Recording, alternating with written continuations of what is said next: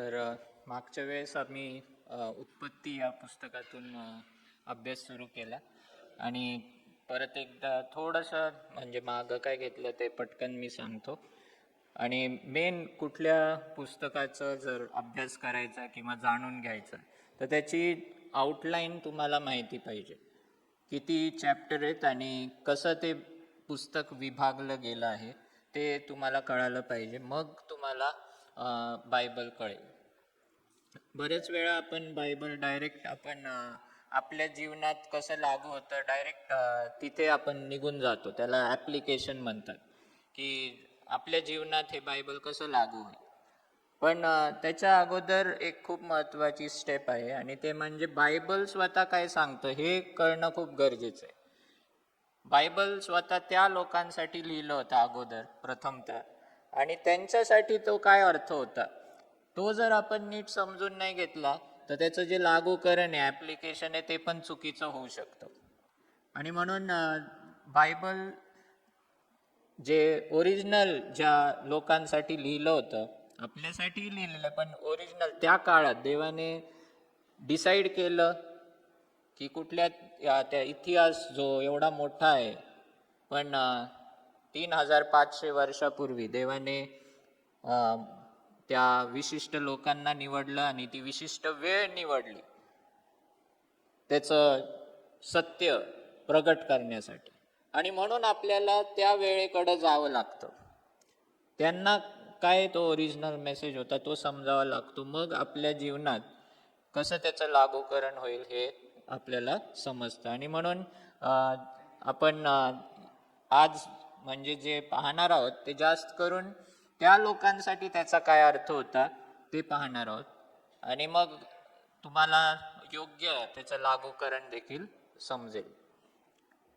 तर अगोदरच आता उशीर झालाय, पण थोडंसं हे जो टाईम असेल नेहमीपेक्षा थोडंसं मोठा असेल, कारण हे पुस्तक पण मोठं आहे आणि 1 ते 11 अध्याय जे आहेत ते तर म्हणजे कमी अध्याय आहेत, पण जसं मी मागच्या वेळेस सांगितलं हजारो वर्षांचा इतिहास त्या 11 अध्यायात लिहिलेला आहे.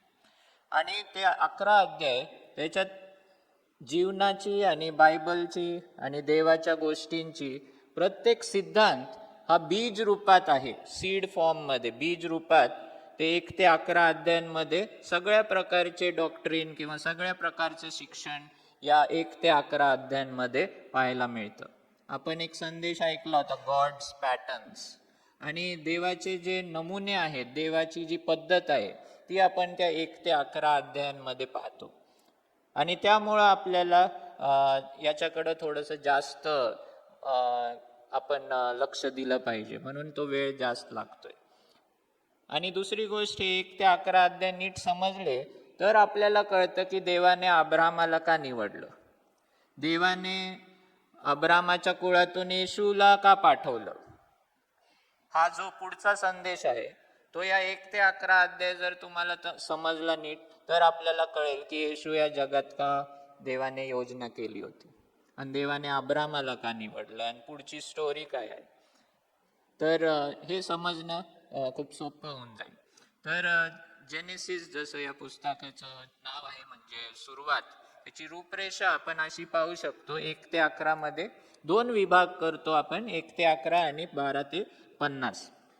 तर 1 ते 11 मध्ये आपण पाहतो की 4 मुख्य घटना, आणि त्या मुख्य घटना म्हणजे निर्मिती, आणि मग मानवाचे पतन म्हणजे त्यांनी पाप कसं केलं, आणि त्या पाप ते वाढत गेलं म्हणून देवाने एकदा पूर्ण पृथ्वी नाश केली जलप्रलयातून. आणि मग अजून एक घटना तिथं लिहिलेली आहे, बाबेलचा बुरुज. बाबेल हे एक शहर होतं आणि तिकडे खूप मोठा बुरुज ते बांधू लागले, तर ती घटना तिथं लिहिलेली आहे. त्यानंतर परमेश्वर स्लो होऊन जातो एकदम. हे 1 ते 11 अध्यायामध्ये देव एकदम फास्ट बोलत आहे, फास्ट वर्णन करत आहे, आणि खूप कमी माहिती आपल्याला 1 ते 11 अध्यायांमध्ये दिलेली आहे, पण हजारो वर्षांचा काळ आहे. पण मग परमेश्वर एकदम स्लो होऊन जातो आणि 12 पासून 50 पर्यंत मग 4 मुख्य लोक आपल्याला पाहायला मिळतात. आणि ते 4 मुख्य लोक म्हणजे अब्राहम, इसाक, याकोब आणि योसेफ. तर यांची कहाणी आपल्याला दिसते. तर जर 1 ते 11 मध्ये तुम्ही पाहिलं तर ओरिजिन्स ऑफ द वर्ल्ड किंवा मॅनकाइंड, जगाची सुरुवात कशी झाली, पूर्ण जग देव त्याचं वर्णन सांगत आहे. पण नंतर तुम्ही 12 ते 50 मध्ये पाहिलं तर जगाच्या गोष्टी कमी झालेल्या आहेत. आता परमेश्वर फक्त एका फॅमिलीवर लक्ष केंद्रित करत आहे, फक्त एका परिवारावर. आणि तो कोणता परिवार आहे? तर अब्रामाचा परिवार. आणि मग अब्राम अशी परमेश्वर करार करतो आणि त्यानंतर त्याच्या पोराशी इसाकाशी आणि मग याकोबाची. तर अशा रीतीने आपण हे 4 मुख्य लोक पाहतो, अब्राम, इसाक, याकोब आणि योसेफ. तर अशा रीतीने जर तुम्ही हे पुस्तक लक्षात ठेवलं की 1 ते 11 मध्ये 4 मुख्य घटना आणि 12 ते 50 मध्ये 4 मुख्य लोक, तर तुम्हाला हे अभ्यास करण्यासाठी सोपं जाईल. पहिल्या अध्यायात आपण काय शिकलो हे ऑलरेडी पाहिलं आपण, की सृष्टी खोट्या विचारसरणीचे खंडन करते. म्हणजे जगात कितीतरी कहाण्या आहेत. जग कसं निर्माण झालं, कुठून निर्माण झालं, कोणी केलं, याविषयी खूप कहाण्या आहेत. पण बायबल आपल्याला अशी एक कहाणी दाखवते की त्याच्यामध्ये आपल्याला दिसतं की फक्त एकच प्रभू आहे, एकच परमेश्वर आहे. बाकीच्या सर्व कहाण्यांमध्ये आपण पाहतो खूप सारे देव आहेत, देवता आहेत आणि ते एकमेकांमध्ये झगडा करत आहेत आणि त्याच्यातून जग निर्माण होतंय, काहीतरी उत्पन्न होतंय, असं आपल्याला पाहायला मिळतं. पण बायबलमध्ये आपण पाहतो की कुठल्याही प्रकारचा संघर्ष नाहीये, फायटिंग नाहीये, कारण परमेश्वर एकच आहे आणि परमेश्वर फक्त बोलतो आणि जग तयार होतं. परमेश्वर फक्त बोलतो आणि ऑर्डर निर्माण होते. जे नॉन ऑर्डर आहे, डिसऑर्डर नाही म्हणते मी, नॉन ऑर्डर आहे, ते नॉन ऑर्डर पासून ऑर्डर तयार होत चालली आहे, ते आपण पाहतो. आणि उत्पत्ती 1 मध्ये आपण तेच पाहतो की दुसऱ्या वचनात पृथ्वी अशी दाखवली आहे की तिथं कोणी राहू शकत नाही, पूर्ण पाण्याने भरलेली आहे. पण शेवटच्या वचनापर्यंत जर आपण पाहिलं तर तिथं आपल्याला दिसतं की काय झालेलं आहे, जग हळूहळू ऑर्डरमध्ये आलेलं आहे. आणि ते कसं झालेलं आहे, परमेश्वर कोणाबरोबर त्याला फाईट करावी लागत नाही, लढाई करावी लागत नाही, दुसऱ्या शत्रूला हरवावं लागत नाही. परमेश्वर फक्त बोलतो आणि ऑर्डर येत जाते. त्यानंतर आपण पाहतो की निर्माता आणि निर्मितीमध्ये फरक आहे. परमेश्वर बोलतो आणि सर्व निर्माण करतो आणि तो म्हणतो हे चांगलं आहे. आणि त्याच्यातून आपल्याला कळतं की निर्मितीला आपण उपासना करू शकत नाही. फक्त निर्माता आणि निर्मिती हे 2 वेगळ्या गोष्टी आहेत आणि फक्त निर्मात्यालाच आपण त्याला त्याची स्तुती देऊ शकतो. आणि हे जे जग त्याने निर्माण केलंय हे असंच बाय चान्स निर्माण झालेलं नाहीये, पण देवाच्या शब्दामुळे, देवाच्या करणीमुळे या सर्व गोष्टी आपण पाहतो की ते एकदम योग्य रीतीने चालते. ब्रदर मायकलने आपल्याला सांगितलं होतं ना की ही पृथ्वी, हे तारे हे किती लांब लांब आहेत है ना, आणि पूर्ण हे जे सौर्यमंडल आहे, सोलार सिस्टम है ना, फक्त पृथ्वीच फिरत नाहीये गोल सूर्याभोवती, तर सूर्य पण, आपलं पूर्ण सोलर सिस्टम पण फिरत आहे. माहिती आहे का तुम्हाला, पूर्ण सोलर सिस्टम पण फिरत आहे. आणि जे आपलं आकाशगंगा आहे, मिल्की वे है ना, ते पण जोर जोरात फिरत आहे, एवढ्या स्पीडने फिरत आहे. पण आपण बघा कसं शांत बसलेलो आहे है ना, कारण त्या सगळ्यांमध्ये सर्व काही सिस्टम देवाने बनवली आहे. त्या सिस्टममुळं आपण टाइम मोजतो. टाइम आपल्या जीवनात तो व्यवस्थित का चालतो, कारण या सिस्टम देवाने बनवलेले आहे. आणि म्हणून निर्माता आहे आणि त्याची निर्मिती जी आहे ती त्याची आज्ञा पाळते. सूर्य देवाची आज्ञा पाळतो, सर्व गोष्टी त्याची आज्ञा पाळतात. फक्त आपणच आहोत की त्याची आज्ञा नाही पाळत.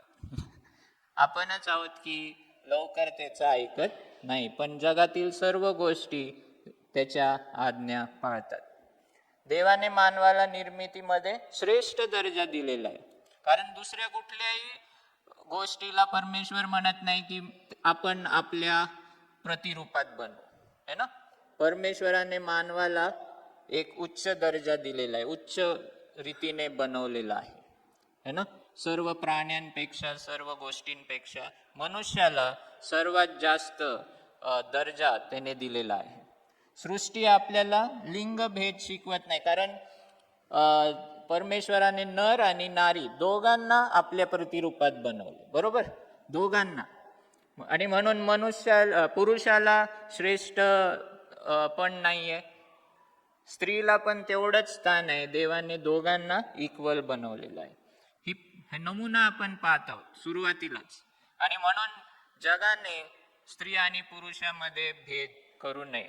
भेद आहे लिंगाचा, पण महत्वाचा भेद लोकांनी करू नये. सृष्टी आपल्याला दाखवते की देवाने मानवाला सृष्टी संवर्धनाची आज्ञा दिली. म्हणजे हे जग देवाने मानवाला राज्य करायला दिलं. राज्य करायला म्हणजे सांभाळायला दिलं. आणि म्हणून या जगाचं जोपासना आपण केली पाहिजे, त्याला व्यवस्थित ठेवलं पाहिजे, स्वच्छ ठेवलं पाहिजे.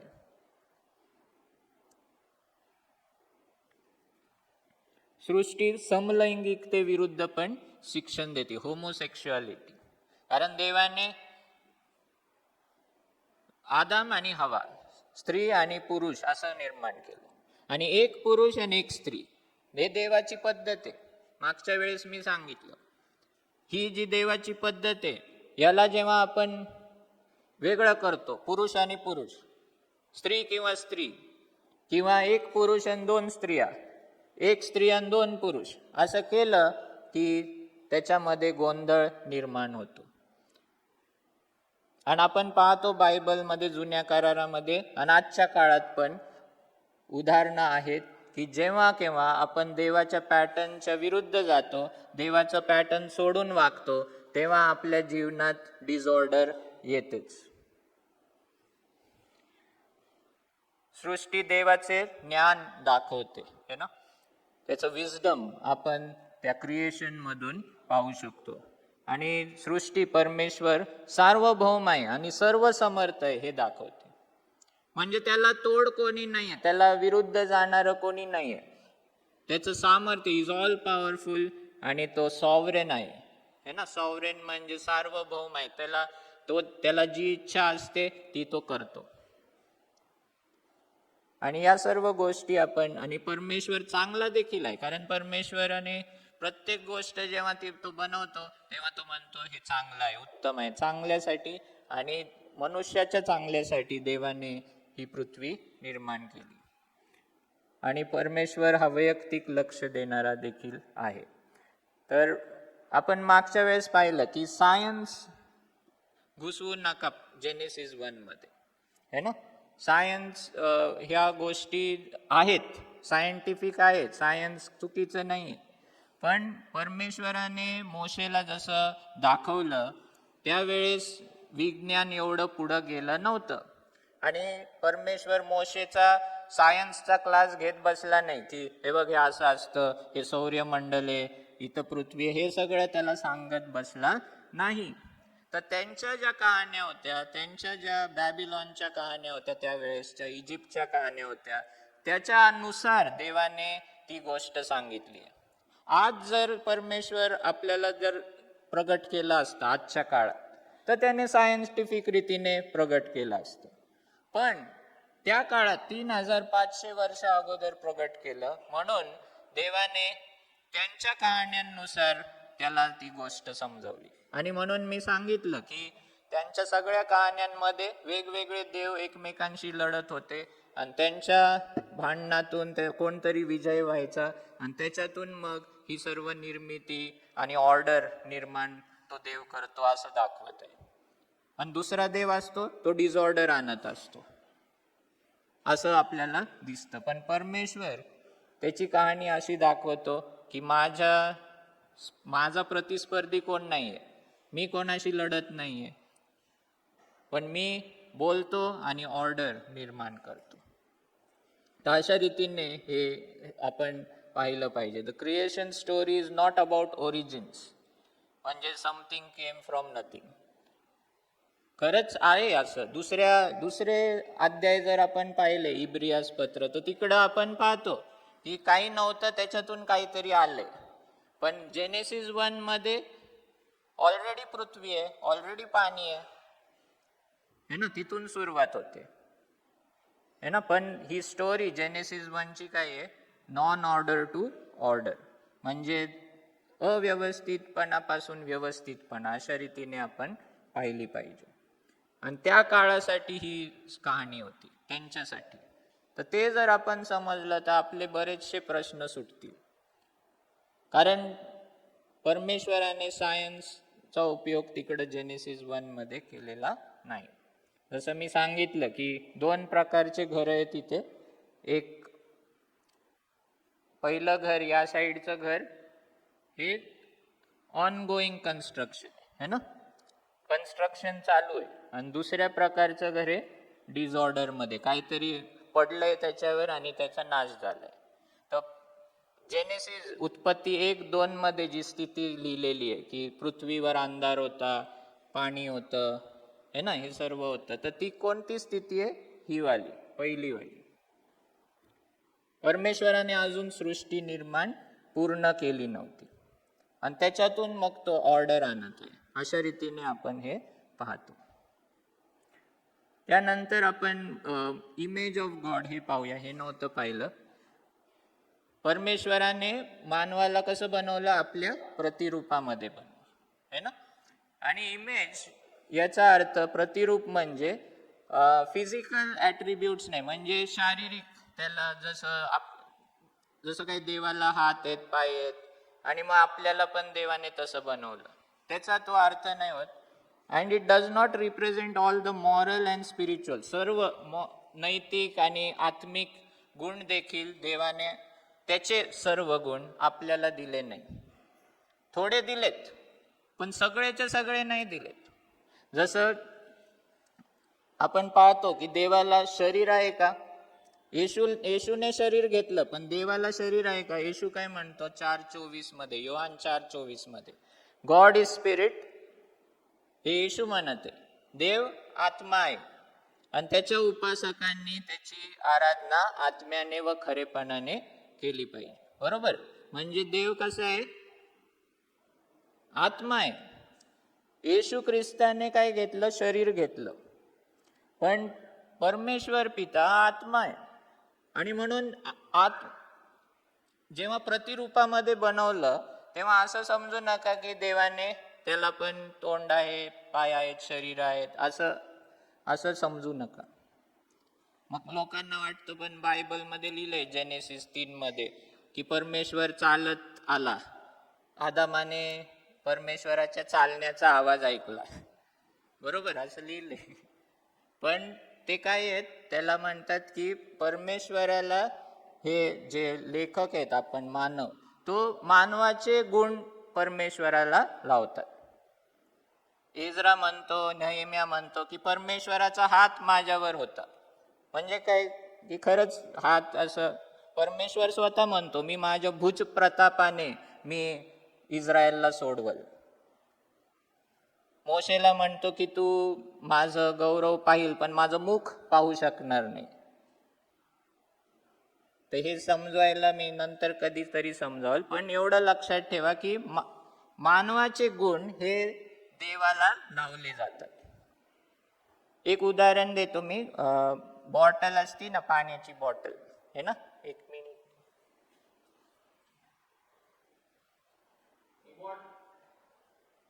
ही बॉटल आहे. हे बॉटलला जर मी असं हे केलं आणि इथं काहीतरी घाण लागली असेल, तर मी हे बॉटलला काय म्हणतो, हे बॉटलचं तोंड स्वच्छ कर. हे तोंड तिथं है ना, आपण तोंड म्हणतो, काहीतरी म्हणतो है ना. तर ह्याला तोंड आहे का, नाही, पण या बॉटलला आपण आपले गुण लावतो, आपल्या मानवाचे गुण त्याला लावतो. त्याच रीतीने लेखकांनी आणि देवाने स्वतःनी पण काय केलंय की मानवाचे गुण हे देवाला त्याने लावून घेतलेले. समजते का तुम्हाला. त्याच्या मानवाच्या गुणांमध्ये देवाचं वर्णन केलं जातं. आणि म्हणून आपल्याला दिसतं की बायबलमध्ये देवाचा हात, देवाचं चालण्याचा आवाज, त्याचं तोंड ह्याच्याविषयी लिहिलेलं आहे. पण आपण पाहतो की परमेश्वर हा आत्मा आहे. परमेश्वर आत्मा आहे. आणि जेव्हा त्याने आपल्या प्रतिरूपामध्ये बनवलं, म्हणजे फिजिकल नाही, फिजिकल रीतीने बनवलं नाही, ना सर्व नैतिक ना सर्व बाकीच्या गोष्टी पण दिल्या, पण काय दिलंय? कारण आदाम हा देवाप्रमाणे एकाच वेळेला सर्व ठिकाणी हजर होता का? Omni present. आदाम हा सर्व जाणू शकत होता का देवाप्रमाणे? आदाम ओमनी पोटेंट होता का? सर्व समर्थ होता का देवासारखा? नाही. मग कोणत्या रूपामध्ये देवाने प्रतिरूपामध्ये आपल्याला बनवले? तर व्हॉट वॉज द इमेज? काय आहे इमेज? म्हणजे काय? तर इमेज म्हणजे काय? The correct way to understand the image of God is that God made us his representative on earth. परमेश्वराने आपल्याला काय केलंय? त्याचे प्रतिनिधी म्हणून ठेवलेलं आहे. प्रतिनिधी काय करतो? राजदूत. दुसऱ्या ठिकाणी लिहिलंय his ambassadors who properly represent his rule and his being on earth. परमेश्वराने आपल्याला त्याच्या प्रतिरूपामध्ये का बनवलंय? तर त्याला रिप्रेझेंट करण्यासाठी, त्याचं प्रतिनिधित्व या जगात करण्यासाठी आणि एकमेकांना करण्यासाठी. देवाने मला आणि तुम्हाला त्याच्या प्रतिरूपात का बनवलंय? तर मी देवासारखं देवाचे गुण मी प्रदर्शित करील तुमच्यासाठी, आणि तुम्ही देखील देवाचे गुण माझ्यासाठी प्रदर्शित करणार.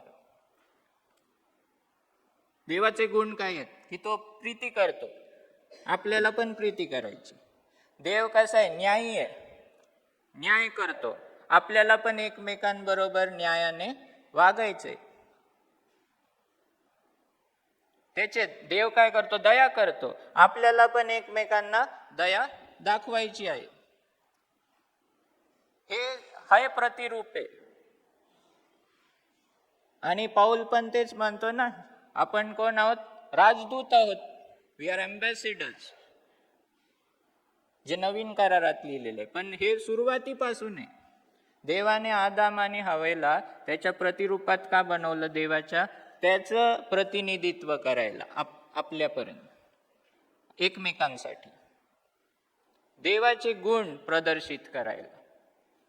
पेत्र काय म्हणतो? की तुम्ही राजकीय याजक गण आहात, त्याचे गुण प्रदर्शित करण्यासाठी. बरोबर? त्यासाठी देवाने, तर इमेज म्हणजे काय थोडक्यात? की आपण त्याचे कोण आहोत? प्रतिनिधित्व करणारे आहोत. हिब्रू मध्ये एक शब्द वापरलाय इमेजसाठी, सेलेम असा शब्द आहे. आणि त्याचा अर्थ इमेज किंवा आयडल पण म्हणतात. आयडल, मूर्ती. तर देव तो सांगतो माझी मूर्ती करू नका, हे ना? बरोबर? देव म्हणतो माझी कोणती कोरी मूर्ती करू नका. पण ऍक्च्युअली मूर्ती कोण आहे माहिती का? आपणच आहोत त्याची मूर्ती. कारण आयडल काय करतं? रिप्रेझेंट करतंय ना, स्वर्गातील देवाचं जमिनीवर रिप्रेझेंटेशन करतं. आपणच आहोत त्याची मूर्ती. पण ही मूर्ती आपण आराधना घेण्यासाठी नाहीये जगाची, पण त्याचे गुण प्रदर्शित करण्यासाठी. समजलं? ही मूर्ती जी आपण आहोत ती लोकांची आराधना घेण्यासाठी नाही, पण त्याचे गुण इतरांना प्रदर्शित करण्यासाठी आपण मूर्ती आहोत. So we are God's idols, not to be worshipped but to represent him genuinely and truthfully on earth. तर 7वा दिवस देवाने सगळं काय बनवलं आणि मग त्याने आराम घेतला, है ना? विश्रांती घेतली असं लिहिलंय. पण बायबलमध्ये जेव्हा बायबल म्हणतं की देवाने विश्रांती घेतली, त्याचा अर्थ आपण जो शब्दशः नाही घ्यायचा. दुसऱ्या ठिकाणी असेल रेस्टचा अर्थ म्हणजे कामापासून विश्रांती घेणं. आणि देवाने, म्हणजे आपल्याला काय वाटतं, देवाने 6 दिवस काम केलं, थकला तो, आता तो विश्रांती घेतोय. हो, क्रिएशनचं कार्य म्हणजे निर्मितीचं कार्य त्याने 6 दिवसात पूर्ण केलं. पण त्यानंतर तो असं झोपला किंवा काहीच काम करत आहे असं नाही. रेस्टचा अर्थ काय आहे? जसं स्तोत्र 132 मध्ये आपण पाहतो, परमेश्वराने सियोन निवडून घेतली आहे, आपल्या निवासासाठी त्याला ती आवडली आहे. हे सर्व काळ माझे विश्राम स्थान आहे, तेथे मी राहीन, कारण तशी मी इच्छा केली. सर्व काळ, सर्व काळ माझे विश्राम स्थान आहे, एका दिवसासाठी नाही, सर्व काळासाठी विश्राम स्थान आहे. विश्रांती म्हणजे काय माहितीये का? When God rest he begins to rule. मी आत्ताच तुम्हाला सांगितलं की देवाने काय केलं? आदाम आणि हवा यांना आपल्या प्रतिरूपात बनवलं. का बनवलं? त्याचं रिप्रेझेंटेशन करण्यासाठी. आणि काय दिलं त्यांना? राज्य दिलं, ही पृथ्वी दिली. पृथ्वी कोणाची आहे? देवाची, परमेश्वराची. पण राज्य करायसाठी कोणाला दिली? आपल्याला. आणि ते राज्य करण्यासाठीच आपल्याला त्याच्या प्रतिरूपात बनवलं. आणि म्हणून जर आपण राज्य करीत आहोत तर परमेश्वर पण राज्य करीत आहे. आणि म्हणून त्याचा या रेस्टचा अर्थ असा नाही की पूर्ण काहीच काम नाही करणं. नाही. एका व्यक्तीने असं उदाहरण दिलं, कॅरम बोर्ड कोणी खेळले? सगळ्यांनी खेळले ना कॅरम बोर्ड, है ना? किंवा एक बिझनेस गेम असतो, बिझनेस मोनोपॉली किंवा काय काय असतं नाही का, माहिती आहे ना? पैसे असतात त्याच्यात.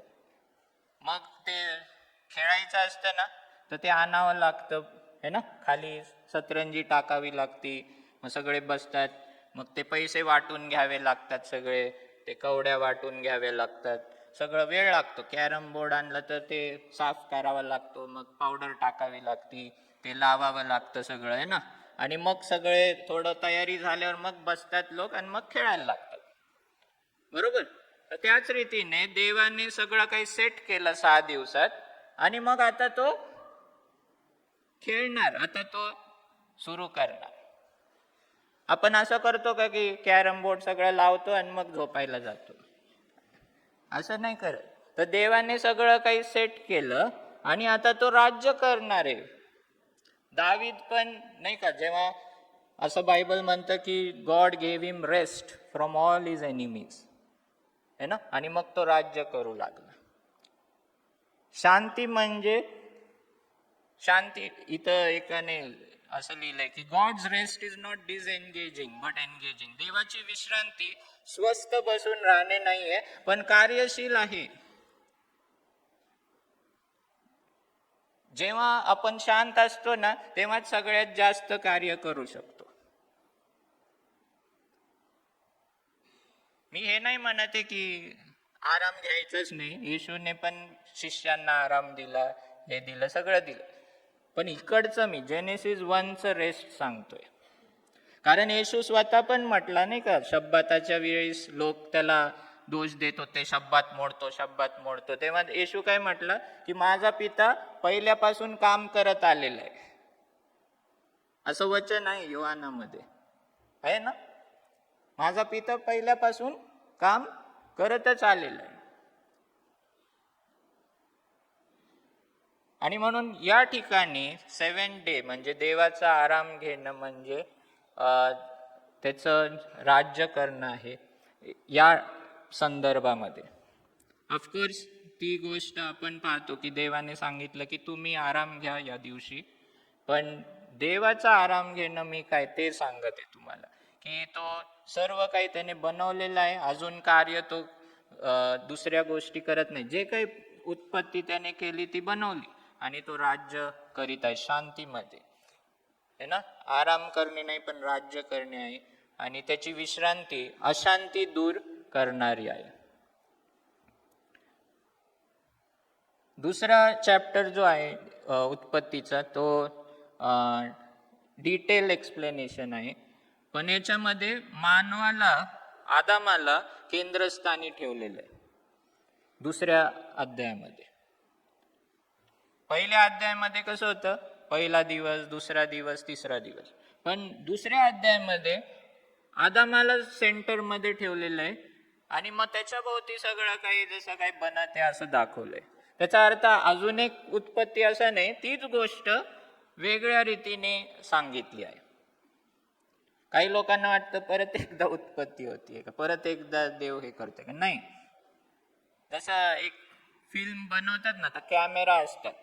एक कॅमेरा असा असतो, दुसरा कॅमेरा इथून तिथून वेगवेगळ्या रीतीने ठेवलेला असतो. तर असं समजूया आपण की उत्पत्ती एक या कॅमेरामधून आहे, पण उत्पत्ती दोन दुसऱ्या कॅमेरामधून शूट झालेलं आहे. आणि तीच गोष्ट देव वेगळ्या रीतीने सांगत आहे. मानवाला तो सुरुवातीला बनवतो असं दाखवलंय है ना, आणि आदामाला फक्त बनवतो, मग त्याच्या भोवती सर्व सृष्टी निर्माण करतो है ना. आणि मग आदामाला तो सांगतो की यांना नाव दे, कारण तो त्याला हेड केलंय ना, तर त्याला नाव द्यायला सांगतो. आणि मग तो पहिला जसं आपण पाहिलं की तो सांगत आला की हे उत्तम आहे, ते उत्तम आहे, हे चांगलं आहे.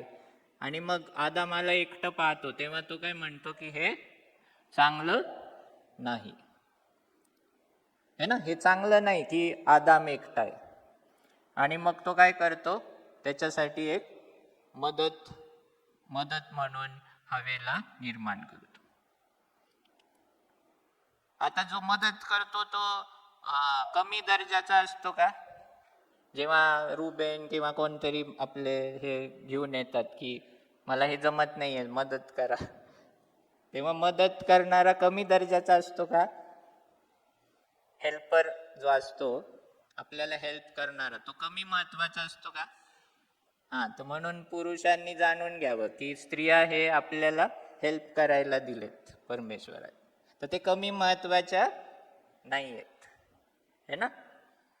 ते अशक्त आहेत शरीराने, पण आपल्यासाठी पुरुषांसाठी देवाने एक योग्य मदतनीस आणि एक योग्य साथीदार असं त्यांना बनवलेलं आहे. आणि मग लग्न विधीचा जन्म पण आपण इथे पाहतो, उत्पत्ती आपण इथे पाहतो. तर सगळ्या गोष्टी मी सांगू शकत नाही.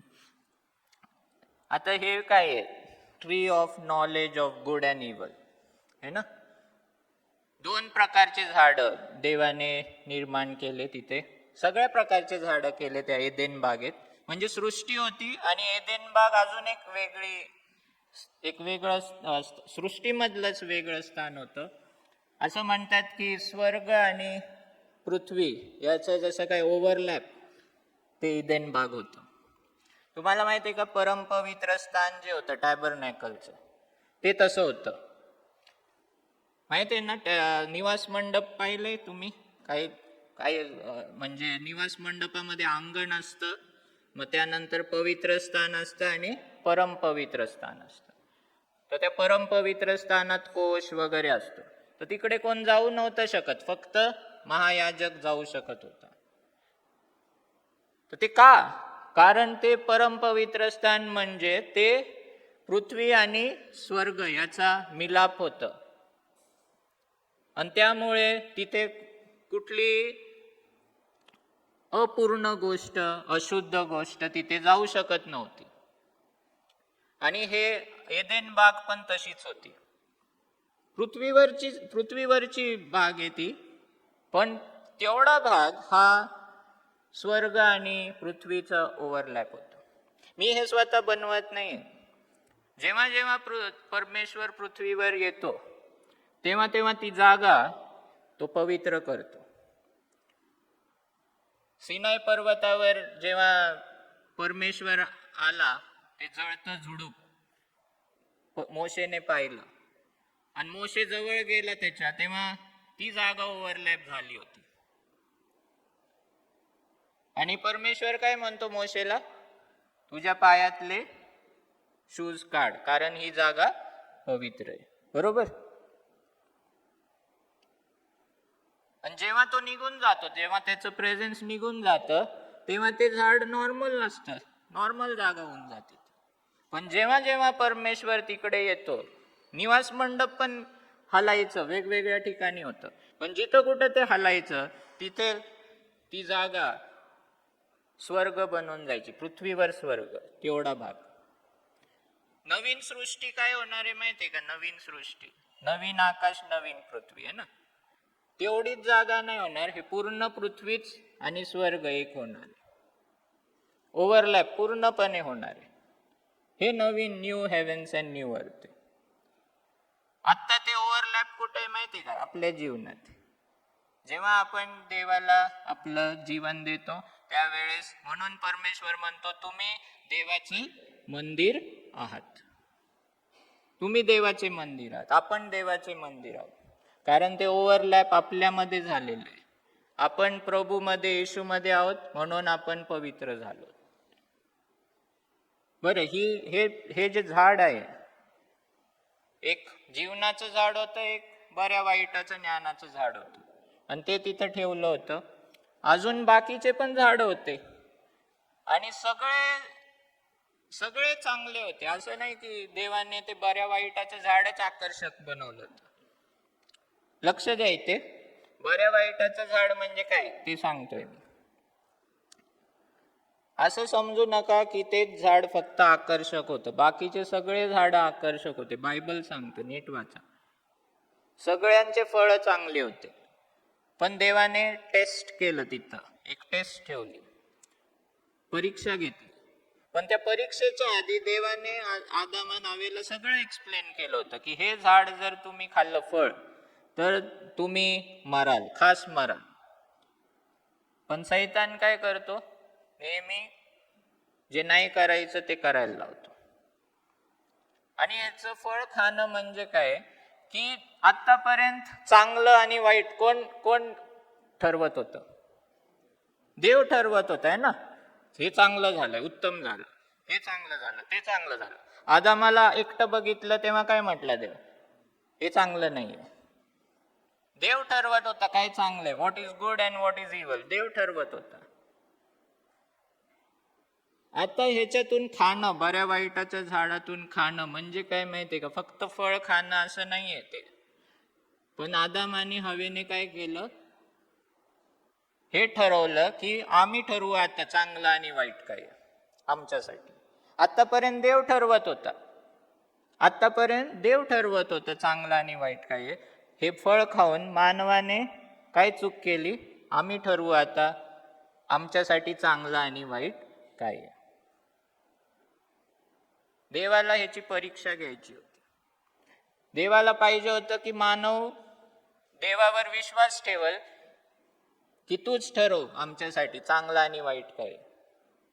पण लोक तसं करत नाही, आणि आज पण तीच स्थिती आहे. आदाम आणि हवेला आपण दोषी ठरवतो, पण आपण पण तेच करतो. आपण पण देवाने वचनात सांगितलंय हे जीवन आणि जे मृत्यू मी तुझ्या पुढे ठेवलंय, चांगलं आणि वाईट तुझ्या पुढे ठेवलंय. तू चांगलं निवड, तू लाईफ निवड. कारण परमेश्वराने आपल्याला सर्वांना मुक्त इच्छा दिलेली आहे, आणि परमेश्वराची इच्छा आहे की आपण त्या मुक्त इच्छेने त्याला निवडावं, त्याचं चांगलं निवडावं. पण हे बरं वाईटाचं फळ खाऊन त्यांनी काय केलं? स्वतः ठरवलं की आम्ही ठरवू चांगलं आणि वाईट आमच्यासाठी काय आहे. And before this, mankind depended on God to decide what is good and what is bad, but without choice and free will. हे का देवाने केलं? कारण देवाने चॉईस दिलाय आपल्याला. हे जर मुक्त इच्छा दिली नसती ना तर जबरदस्ती प्रेम झालं असतं. जर आपल्याला मुक्त इच्छा नसती तर मग देव आपल्याशी काय करतोय? जबरदस्ती माझ्यावर प्रेम करा. देवाला ते नाही पाहिजे. देवाला पाहिजे की आपल्या फ्री विल मध्ये आपण त्याला निवडावं. आणि फ्री विल शिवाय, फ्री विल म्हणजे मुक्त इच्छा, स्वतंत्र इच्छा असल्याशिवाय खरं प्रेम शक्य नाहीये. विचार करा, एक मुलगा मुलीला बघायला येतो है ना, आणि आई वडील आधीपासून मुलीला सांगून ठेवतात तुझी इच्छा काही चालणार नाही, आम्ही हा मुलगा निवडलेला आहे, याच्याशीच लग्न करावं लागेल. मुलीला स्वतंत्र इच्छा पाहिजे की नाही? पाहिजे ना. पण आई वडिलांनी ठरवलं की नाही करायचंच, मग तिला काय इच्छा? जबरदस्ती आता याच्या बरोबर जायचं. देवाला ते नाही पाहिजे आपल्याकडून. देवाने आपल्याला स्वतंत्र बनवलंय, पण त्याला वाटतं की त्यांच्या इच्छेने त्याचं चांगुलपण जाणून आपण त्याला निवडावं, ही देवाची इच्छा आहे. आणि स्वतंत्र इच्छेशिवाय खरं प्रेम शक्य नाहीये. आणि म्हणून देवाने खरं प्रेम आपण करावं म्हणून स्वतंत्र इच्छा दिलेली आहे. समजते तुम्हाला? आणि देवाला पाहिजे होतं की आपल्या स्वतंत्र इच्छेने आपण देवाला सांगावं की तूच आमच्यासाठी निवडत राहा, की खरं आणि बरं आणि वाईट आम्हाला तुझं बरं निवडायचंय. ही स्वतंत्र इच्छा आपल्याला दिलेली आहे. पण त्या स्वतंत्र इच्छेने आपण वाईट पण निवडू शकतो. आणि म्हणून या जगात एवढं वाईट होतं. आपण म्हणतो ना, देव चांगला आहे तर एवढं वाईट का होतंय जगामध्ये? का होतंय वाईट? कारण आपल्याला जेवढं स्वतंत्र चांगलं निवडायची ताकद देवाने दिली आहे, तेवढंच मानवाला वाईट पण निवडायची ताकद दिलेली. आणि तो निवडतो वाईट. पण परमेश्वर एवढा महान आहे, परमेश्वर एवढा सामर्थ्य आहे की आपल्या वाईट गोष्टीतून पण देव त्याचं चांगलं निर्माण करतो. आपल्या वाईट निवडीतून पण देव त्याचे उद्देश पूर्ण करत राहतो. सैतानाविषयी आपण पाहतो की सगळं नाही मी सांगणार कारण खूप उशीर होईल. सैतान हा नेहमी आहे ना काय करतो, वाईट करायला आकर्षित करत असतो. वाईट करण्यासाठी लोकांना आकर्षित करतो. तो नेहमी देवाच्या लोकांमध्ये शंका निर्माण करतो. त्याने काय शंका निर्माण केली की देव चांगला नाहीये, देव तुमच्यापासून काहीतरी चांगलं हिरावून ठेवतोय. हे चांगलं झाड आहे आणि हे नाही देऊन तो तुमच्या बरोबर अन्याय करत आहे. तुम्ही देवासारखे व्हाल, खोटं बोलतो. तर म्हणून आपण काय करायचं, कधीही देवाच्या चांगुलपणाविषयी शंका धरायची नाही. आपण म्हणतो ना, God is good all the time, है ना? मग ते नेहमीच आपण तसं विचार करावा की देव चांगला आहे आणि नेहमी आपल्यासाठी तो चांगला आहे. समजते तुम्हाला? सैतानाने काय केलं, शंका निर्माण केली आपल्या जीवनामध्ये.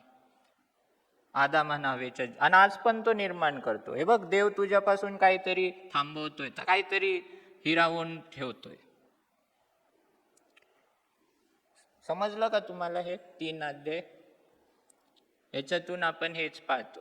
मला वाटतं मी इथं थांबावं कारण खूपच ते मोठं होईल आणि पुढं आपण कारण पुढच्या स्टोरीज आपल्याला माहिती आहेत अब्रामापासून, तर तिकडं मी एवढा वेळ घेणार नाही आणि तुम्हाला सगळं माहिती. पण हे अध्याय खूप महत्त्वाचे आहेत आणि हे समजणं महत्त्वाचं आहे. कारण हे पहिलं बंड आपण पाहतो.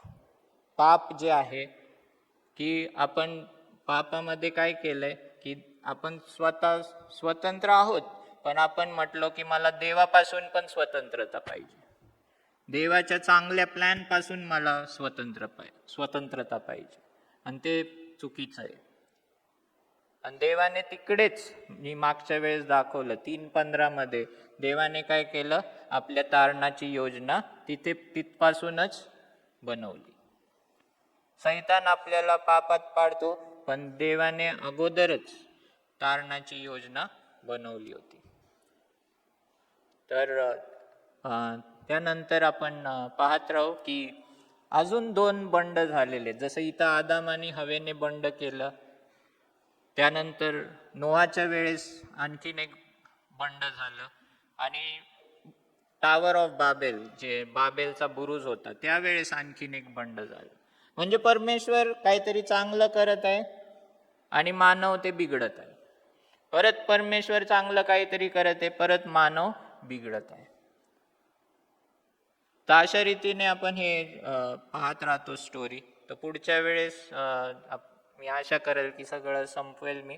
आणि अब्रामापासून तर आपल्याला माहिती आहे, तर ते एवढं मी सांगणार नाही. पण हे 11 अध्याय खूप महत्त्वाचे आहेत आणि आज आपण भरपूर गोष्टी पाहिल्या. तर हे लक्षात ठेवू की परमेश्वर कसा आहे आणि परमेश्वराने आपल्याला सगळं काही चांगलं दिलं आणि स्वतंत्र इच्छा दिलेली आहे. आणि देवाची इच्छा आहे की त्या स्वतंत्र इच्छेमध्ये आपण त्याला निवडावं, त्याचे गोष्टी आपण निवडाव्या, त्याचं जे विजडम आहे, त्याचं ज्ञान आहे, त्याला निवडावं. जसं प्रॉव्हर्ब्स 3:5 मध्ये काय म्हटलेलं आहे, नीतिसूत्र 3:5 मध्ये, की आपल्या trust in the Lord with all your heart. पूर्ण तू काय कर, आपल्या परमेश्वरावर पूर्ण अंतःकरणाने भरोसा ठेव आणि आपल्या बुद्धीने चालू नको.